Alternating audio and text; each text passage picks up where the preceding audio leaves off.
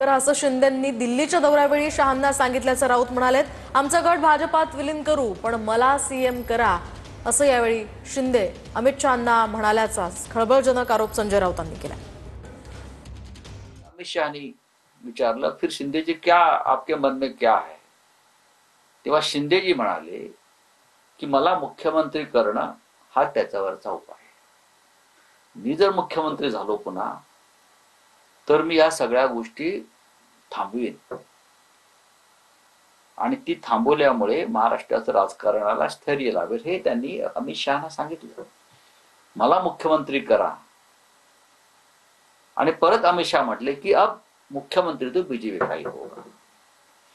त्याच्यावर त्यांनी सांगितलं की मी माझ्या गटासह पूर्णपणे भारतीय जनता पक्षामध्ये विलीन व्हायला तयार आहे. मी विलीन व्हायला तयार आहे, पण मला मुख्यमंत्री करा. हे जे संबंधित मंत्री आहेत ज्यांना इन्कम टॅक्सची नोटीस आली, त्यांचा एक व्हिडिओ मला आत्ता कोणीतरी पाठवला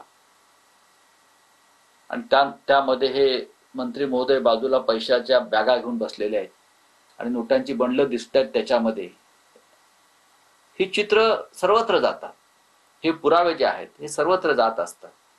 तुम्ही या सरकारमध्ये आहात म्हणून आपल्याला कोणी हात लावणार नाही, हा एक भ्रम असतो आणि हा भ्रम काही काळ टिकतो. योग्य वेळ येताच हे सगळे पुरावे कुठेतरी गोळा होत असतात आणि त्यानंतर त्याच्यावरती कारवाई होत असते.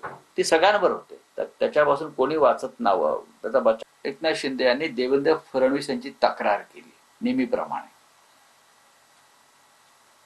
की ते आमची कोंडी करतायत, ते आम्हाला काम करू देत नाहीत, ते आम्हाला अडचणीत आणतायत, आमच्या आमदारांच्या चौकशा लावल्यात, अशा प्रकारच्या तक्रारीचा सूर होता.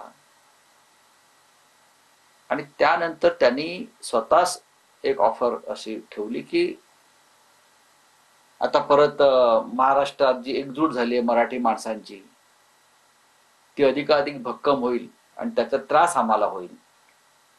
काही करून ही एकजूट जी होते त्याच्यामध्ये आपल्याला लक्ष घालावं लागेल तुम्हाला, आणि हे मराठी माणसाची एकजूट कशी तोडता येईल, ती तुटली नाही तर राजकीय दृष्ट्या आपल्याला फार मोठं नुकसान होईल. याच्यावर दोघांनी चर्चा केली. याच्यावरती अमित शहानी विचारलं, फिर शिंदे जी क्या आपके मन में क्या है?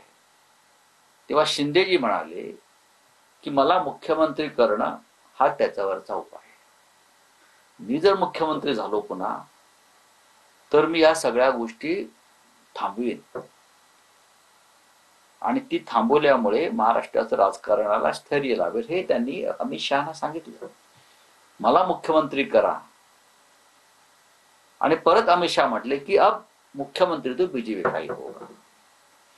त्याच्यावर त्यांनी सांगितलं की मी माझ्या गटासह पूर्णपणे भारतीय जनता पक्षामध्ये विलीन व्हायला तयार आहे. मी विलीन व्हायला तयार आहे, पण मला मुख्यमंत्री करा.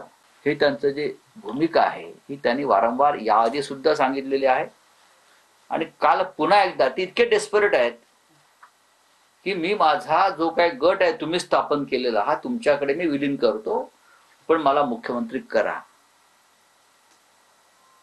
इतका डेस्परेट राज्यकर्ता किंवा मंत्री मी महाराष्ट्राच्या राजकारणात याआधी पाहिला नव्हता.